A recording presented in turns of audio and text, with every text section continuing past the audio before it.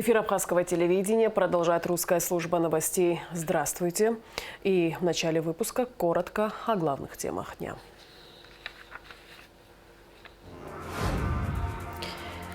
Премьер-министр Александр Анкваб направил президенту Аслану Бжане проект водного кодекса для дальнейшего внесения в парламент. В оборонном ведомстве республики подвели итоги работы за март. Из столицы Абхазии в столицу ЛНР доставлен гуманитарный груз.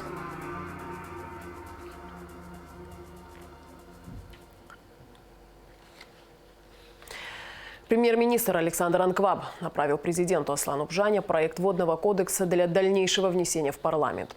Проект разработан аппаратом Кабинета министров и согласован с компетентными центральными органами госуправления республики. Кодекс подразумевает, что все водные объекты в республике, как и земельные, являются государственной собственностью и предоставляются заинтересованным лицам только в пользование. Проект кодекса разработан аппаратом Кабинета министров. В прошлом году к нам в аппарат Кабинета министров обратились предприниматели, которые намеревались реализовать в Абхазии проект по осуществлению аквакультуры. И в этих целях мы начали изучать водное законодательство и выявили множество проблем, которые препятствовали осуществлению таких значительных проектов. В первую очередь хотелось бы отметить, что в Республике Абхазия в настоящее время действует советский законодательный акт. Это Советский водный кодекс 1974 года. Но очевидно, что нормы советского законодательства, они не отражают требования текущих реалий, они не соответствуют многим положениям нашей Конституции. И тогда было проведено совещание в аппарате правительства, по результатам которого руководитель аппарата правительства его приказом была создана рабочая группа из числа работников аппарата правительства, и нам было поручено написать новый проект водного кодекса. За несколько недель была написана новая редакция кодекса и разработан отдельный закон о введении кодекса в действие. После согласования с компетентными органами и получения необходимых заключений премьер-министр Александр Анкваб представил проект президенту страны для дальнейшего внесения в парламент. Нормы этого проекта водного кодекса не подразумевают продажу водных объектов, то есть все водные объекты как и находятся, так и будут находиться в государственной собственности. Водные объекты в Республике Абхазия в случае принятия этого водного кодекса могут быть предоставлены заинтересованным лицам исключительно в пользование на основании договора водопользования, то есть это платная форма, или на основании разрешений пользования водными объектами. В проекте водного кодекса предусмотрено, в каких случаях это подлежит оплате, в каких случаях водопользование может быть бесплатным. Проект подразумевает создание государственного водного реестра, в котором будут регистрироваться все договоры. Кодекс предусматривает также введение специальных норм, направленных на охрану водных объектов в республике. К примеру, перечень работ, запрещенных на объектах, установка водоохранных зон и зон прибрежных защитных полос. Ознакомившись и изучив этот водный кодекс, мы дали положительное заключение относительно того, что он представляет собой документ, который, во всяком случае, в части, касающейся охраны водных ресурсов в Абхазии, вполне соответствует подобного рода нормативам. Следует также указать на то, что данный водный кодекс, проект водного кодекса, он достаточно сильно и настолько, насколько это позволяет наше законодательство, синхронизировано с водным кодексом Российской Федерации. Водные ресурсы – это моря, реки, озера, пруды, водохранилища, то есть вся земная поверхность, покрытая водой. В нашей стране гидрографическая сеть считается плотной. По последним исследованиям Института экологии, общее число водотоков в Абхазии превышает 4500. Жизнь идет вперед. И в первую очередь, например, сегодня развитие, такого направления, как аквакультура или марикультура, оно предполагает особые формы водопользования, когда возможно использование участков водных объектов под выращивание, скажем, к примеру, рыбы, или же это могут быть моллюски. То есть это совершенно частный вопрос, но он фактически тоже оказывается невозможен в силу того, что водное законодательство не позволяет развиваться даже в таком частном вопросе. Поэтому этот устаревший норматив, он, естественно, должен быть заменен на тот, который представляет собой сегодня и дает возможность развиваться экономике, развиваться хозяйству. В соответствии с проектом Водного кодекса на все водные объекты, находящиеся на особо охраняемых территориях, таких как заповедники и национальные парки, распространяется исключительно заповедный режим. Эсма Гуландзе, Тимур Гугохия, Абхазское телевидение. Кабинет министров продлил до 31 декабря 2022 года ограничения на потребление электроэнергии и на ввоз в Абхазию товаров, предназначенных для осуществления деятельности по добыче криптовалют. Соответствующее изменение внесено в постановление Кабмина от 8 декабря 2020 года. В оборонном ведомстве республики подвели итоги работы за март месяц. С отчетами выступили начальники управления Министерства обороны Абхазии и командиры воинских частей. Репортаж Гугуцы, Вардания. В начале очередного отчетного собрания рядовой Налберзения был награжден почетной грамотой за отличные результаты в боевой подготовке и поддержании высокого имиджа оборонного ведомства и одержанную победу в чемпионате Санкт-Петербурга по вольной борьбе. От имени министра обороны. Служу Республике Абхазия.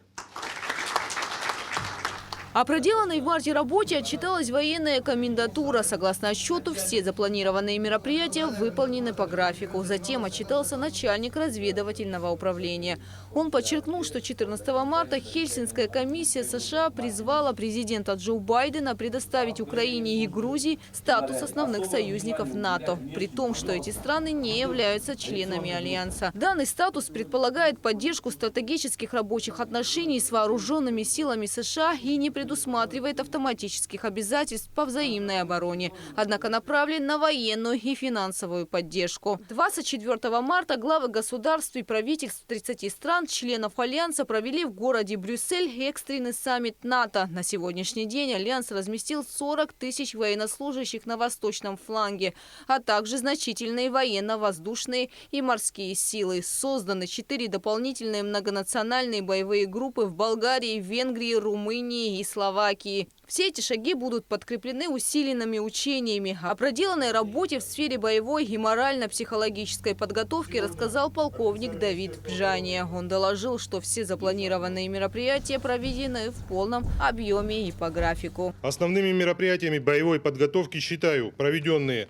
ротно-тактические учения с боевой стрельбой. Это 1-й, 2-й отдельные мотострелковые батальоны и комендантская рота. Кроме того, соревнования по гиревому спорту, в котором лучшие результаты показали учебный центр, Сухумская ВОКУ, комендантская рота Генерального штаба и артиллерийская группа. Сегодня офицеры Министерства обороны убыли в город Красноярск для участия в международных армейских играх Армии-2022.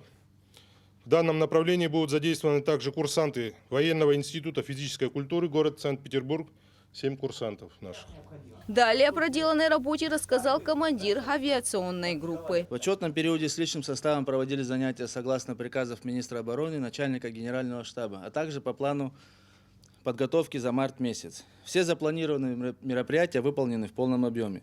Основными задачами считаю выполнение сборов по применению ЗУ-23-2 на базе авиационной группы, результаты которых были закреплены практическими навыками с огневым применением на полигоне Цабал.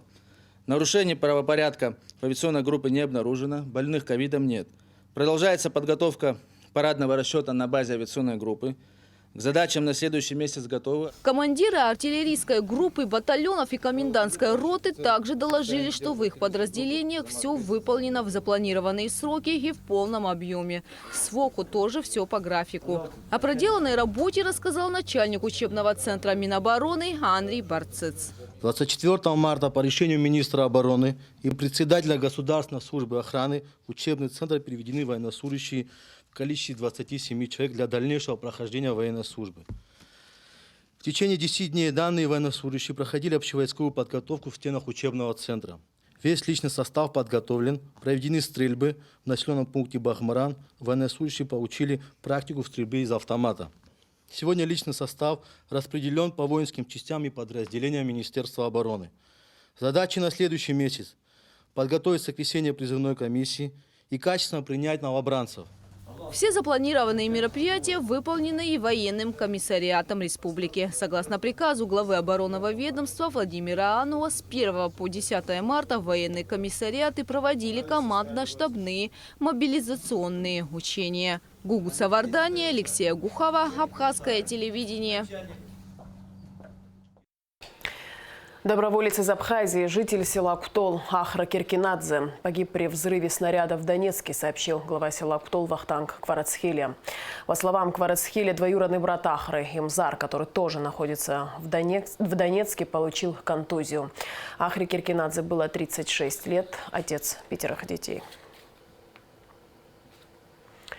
По данным российского Минобороны, от 25 марта за время спецоперации на Украине погиб 1351 российский военный. Около 4000 раненых. Украинская сторона по заявлению Генштаба потеряла 14 тысяч человек. По заявлению Минобороны, за прошедшую ночь оперативно-тактическая авиация России поразила 52 военных объекта Украины. Среди них 3 командных пункта, 3 реактивных системы залпового огня, зенитный ракетный комплекс, радиолокатор подсветки и наведения зенитного ракетного комплекса С-300, а также 10 районов сосредоточения боевой техники и 16 опорных пунктов ВСУ.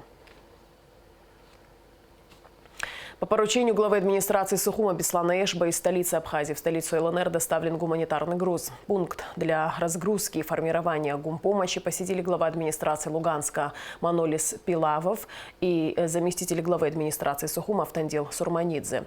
О доставленном гуманитарном грузе в репортаже пресс-службы администрации города Луганск. По одному давайте. Городские коммунальные службы разгружают коробки с таким необходимым грузом. Это гуманитарная помощь, прибывшая в Луганск из Республики Абхазия. По поручению главы администрации города Сухум Беслана Федоровича Эшба было решено доставить нашим друзьям, нашим братьям гуманитарную помощь. В коробках продукты первой необходимости для каждого гражданина. Там перечень большой, там крупы, сладости для детей и так далее. Замглавы администрации Сухума Автандил Сурманидзе вместе с руководителем Луганска Манолисом Пилавовым посетили развернутый на базе 11-й школы пункт для формирования гумпомощи. Отсюда посылки и отправятся непосредственно к адресатам, эвакуированным в город, жителям территории республики, где еще продолжаются боевые действия. Наш братский абхазский народ сегодня отозвался, наверное, как вся Россия, на ту беду, которая свалилась на Донбасс. И мы очень благодарны в лице Беслана Федоровича, это главы города Сухума, в его лице всему абхазскому народу сегодня хотим выразить слова благодарности за ту, во-первых, активную позицию, во-вторых, помощь, которую они нам оказали. То, что сегодня мы разгружаем продукты питания, они сегодня нам очень необходимы, потому что согласно указа главы и штаба обороны республики, сегодня мы принимаем переселенцев с вновь освобожденных территорий. И, конечно, такая помощь сегодня нам очень необходима. Поэтому еще раз я своему другу, своему брату Автандилу Африкановичу хочу передать слова благодарности главе администрации, чтобы он их передал. И я надеюсь, что те наши договоренности, которые были по поводу того, что рано или поздно город Луганск и город Сухум подпишут договор о сотрудничестве и взаимопомощи. И мы тогда еще раз встретимся, и я думаю, что пожмем друг другу руки и скажем, что один народ, который сегодня объединился вокруг России для того, чтобы победить фашизм. Обязательно будет подписан такой договор между нашими городами, и нам очень легко будет взаимодействовать в дальнейшем. Спасибо. Манолис Пилавов рассказал Автандилу Сурманидзе о функционировании городской инфраструктуры и планах дальнейшего восстановления поврежденных объектов. Замглавы Сухума пожелал всем жителям Донбасса скорейшего возвращения к мирной жизни. Надеемся, это сейчас очень важно. Сейчас у нас порядка, по-моему, 12 мостов надо восстанавливать. Все мосты, которые были, практически все подорвали. Совместные усилия, включая работу таких гумконвоев, как отметил глава Луганска, направлены на то, чтобы помочь всем оказавшимся в сложной ситуации гражданам. Всего же из Абхазии в ДНР и ЛНР прибыло 12 тонн гуманитарного груза. 6 тонн было доставлено в Донецк и 6 в Луганск. После тяжелой болезни ушел из жизни наш соотечественник, известный широкой общественности Абхазии журналист Сизай Пабба. Еще до начала Отечественной войны народа Абхазии он был одним из тех, кто способствовал единению потомков махаджиров со своей исторической родиной, возвращению их в Абхазию. Не раз сам приезжал на родину и подолгу здесь находился, работал. В 1999 году Сизай Пабба, как журналист и переводчик, вел пресс-конференцию в Стамбуле во время визита в Турецкую республику президента Абхазии Владислава Ардзенба. Союз журналистов Абхазии выражает глубокое соболезнование семье и близким покойного. 2 апреля в Сочи состоится первый абхазский инвестиционный форум. В нем примут участие представители ТПП Абхазии, Государственного инвестиционного агентства при Министерстве экономики, ТПП России, предприниматели двух стран. Регулярно действующая мобильная дискуссионная площадка «Абхазский инвестиционный форум» создается в регионах России в целях улучшения инвестиционного и туристического имиджа республики. Стимулирование и иностранных инвестиций сообщается на сайте МИД. В рамках каждого форума предполагается презентация качественного мультимедийного контента об Абхазии. Союз писателей Абхазии утвердил план работы на 2022 год. Среди основных мероприятий – конкурс на соискание литературной премии имени народного писателя Абхазии Ивана Папаскир. На конкурс будут приниматься прозаические произведения, рассказы, отрывки из повести и романов, опубликованные в абхазской периодической печати в этом году. В конце года будут подведены итоги. Также в ходе заседания по итогам тайного голосования ряды Союза писателей пополнились 2 новыми членами. В организацию вступили поэты Иван Микая и Айнар Читана. А сейчас о погоде. По сообщению Гидрометцентра, в выходные дни 2 и 3 апреля на территории Абхазии ожидается облачная погода с прояснениями, без осадков. В субботу к концу дня и в воскресенье временами дождь, гроза, местами туман. Температура воздуха ночью 11 плюс 16, днем 19-24 тепла. Температура морской воды плюс 9.